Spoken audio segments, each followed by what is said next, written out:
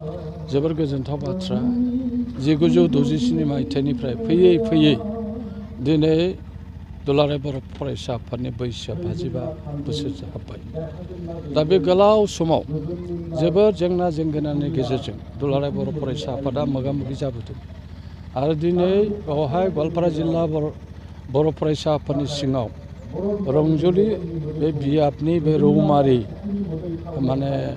गुदि फरायसालि फोथाराव बेवहाय दिनै 55 बोसोर जानाय बे दुलाराय बर' फरायसा आफादनि मिरु जिथुनिखि फोरबो बेखौ फालिदों आरो बेवहाय गोबां बे ओनसोलनि मानसिफ्रा बाहागो लादों आरो मोनसे गोजोनथाव बाथ्रा बड'फा उपेन्द्रनाथ ब्रह्मजों लोगोसे गायसनगिरि आफादगिरि आरो गाहाय नेहाथारि बिथांमोनखौबो बेवहाय बावनाय जादों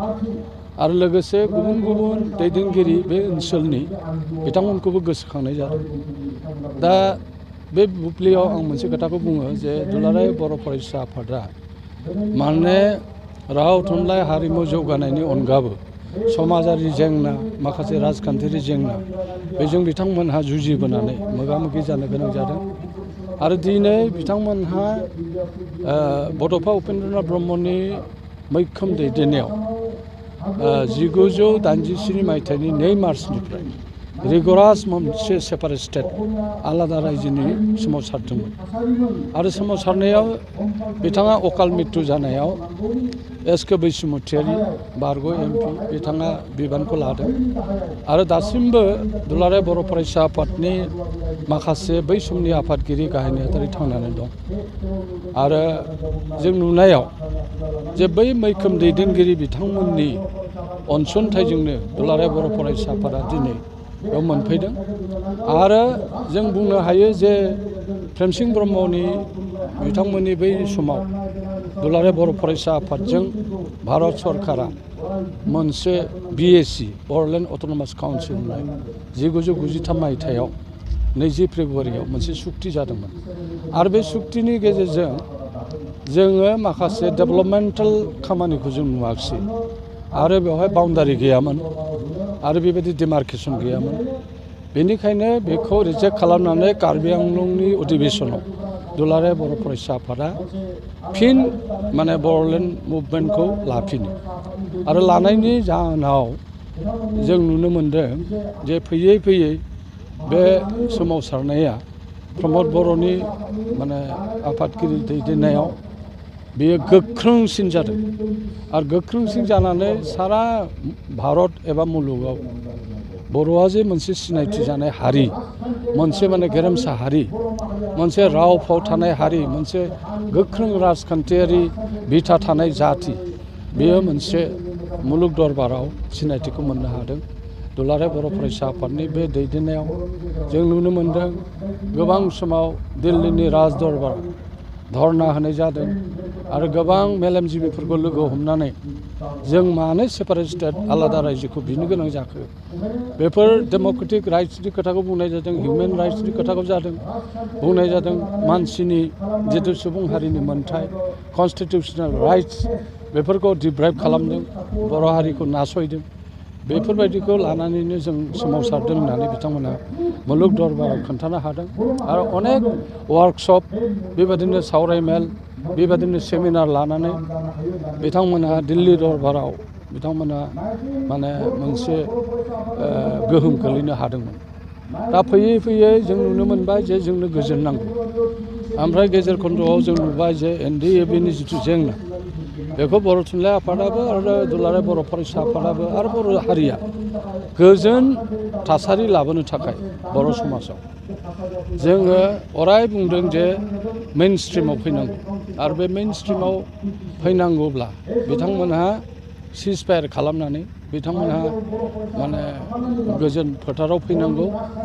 आरो बिथांमोनहा मोनसे सुक्ति खालामफैनांगौ। दा बे हिसाबै भारत सरकारनि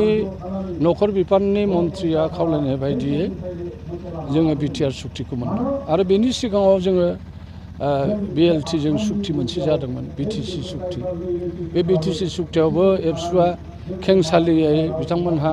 मोनसे बाहागो लादोंमोन बे समाव रबिराम नार्जारि बिथाङा माने प्रेसिडेन्टमोन आफादगिरिमोन दा बे हिसाबै जों नुनो मोन्दों जे मैखोमै नैबे 2020 जिथुनाखि 27 जानुवारियाव सुक्ति जादों बिटिआर बे बिटिआर सुक्तियाव दुलाराय बर' फरायसा आफादा बिसोरनि जिथुनाखि आलादा रायजो बिनाय बेखौ दोनथ'नानै सान्थि गोजोन सुक्तिखौ खालामदों आरो बेवहाय इउबिपिअ आरो मोनब्रै दोलोनि एनडिएफआ बाहागो लादों दा बे जारिमिना गोलाव जारिमिन ओमफ्राय दिनै बे बिटिआर सुक्तिखौ रुपायन खालामनो बा मावफुंनो थाखाय बिथांमोना इउपिपिएल दोलोआ दिनै बिजेपि सरकार डक्टर हिमन्त बिश्व शर्मा दैदेननाय सरकारजों बिथांमोना सरजाबफानानै मन्थ्रि सासे लानानै बिथांमोना खामानि मावनायनि जिथुनाखि हाबाफारि बे हाबाफारिया बहुद रायथावना आरो जोङो बर' रायजो राजाया बेखौ माननांगौ आजावनानै लानांगौ जे जोङो मोनसे हारिया थांनानै थानोबा बेबायदि जों माखासे जिथुनाखि जों मोन्दों दिनै सेन्ट्रेल इउनिभारसिटि मोन्दों एग्रिकालसार मोन्दों मेडिकेल कलेज मोन्दों आरो बिभिन्न जोङो बे सुक्तिनि गेजेरजों एस'सियेट अफिसियेल लेंगुवेज जाबाय बर'आ बेनिफ्राय जों बर' एन्ड आदार ट्राइबेल डाइरेक्टरेटखौ मोननो हादों आरो बेबायदिनो अनेक जोङो अनसुंथाइ मोननो हादों दा बेबायदि जोङो बे क्ल'ज माखासेखौ मावफुंनो थाखाय बिसेसकै सोलोंथाइ बिथिङाव 6.3 जिथु क्ल'ज दङ बे 6.3 क्ल'जखौ मावफुंनो थाखाय जोङो आसामनि गिबि मन्थ्रिखौ थांनाय 19 डिसेम्बर खालि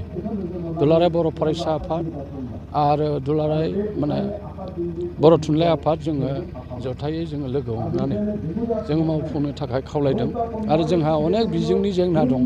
कलेजनि जेंना दं ड्रप टिचारनि जेंना दं आरो गुबुन गुबुन जेंनाखौ जोङो रासनालाइजेसननि जेंना दङ इंलिश टिचारफोरनि जेंना दं मादार टिचारफोरनि जेंना दं 99नि इलिगेल टिचार एपइन्टमेन्टनि जेंना दं बेफोरखौ सुस्रांनो थाखाय जोङो गिबि मन्थ्रिखौ बुंनाय जादों दा जोङो माइनस जाबाय आरो बे माइनसनि गेजेरजों जों एक्सन प्लेनखौ लासिगोन आरो थाबैनो जोङो सोलोंथाइ बिफाननि मन्थ्रि डक्टर रनज पेगुखौ लोगो हमगोन आरो बेखौ मावफुंनो थाखाय जोङो खावलायगोन आरो जोंहा मोनसे गोजोनथाव बाथ्रा जोङो जायनिखि दाबिफोर थालांदों बेखौ मावफुंनो थाखाय गिबि मन्थ्रिया मोनसे बिथोन होबाय मा एडभाइजरि कमिटि दान बे एडभाइजरि कमिटियाव दुलाराय बर' फरायसा आफादनि सानै आरो थुनलाइ आफादनिफ्राय सानै बेनिफ्राय आसाम गभर्नमेन्टनिफ्राय हायार रेंकिं अफिसार सानै headed by education minister doctor रनज Pegu बेखौ जोङो मोनसे